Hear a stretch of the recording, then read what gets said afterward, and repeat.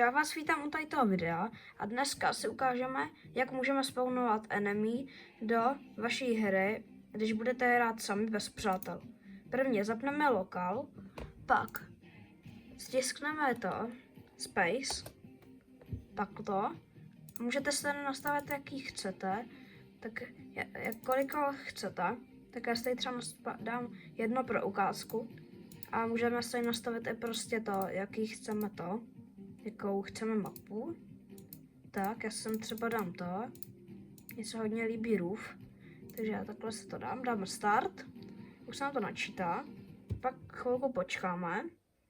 A pak se řekneme, jak se to teda dělá.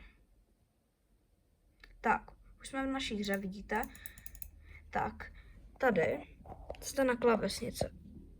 A tady, když zmačnete tuto klávesu, tak tím můžete to dát si velkýho do hry, vidíte to? A už je tam nahání. Tak tady to by bylo. A ještě tu mám toto, že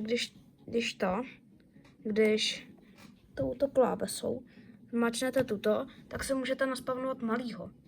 Takže to je hodně dobrý. Ani už mě zabili. No to nevadí. Takže jsme si ukázali, jak se to právě takhle dělá. A jinak tady ta hra se jmenuje Gang Beast. A pokud ji máte, tak doufám, že vám toto hodně pomohlo. A my se uvidíme zase příště, takže čau.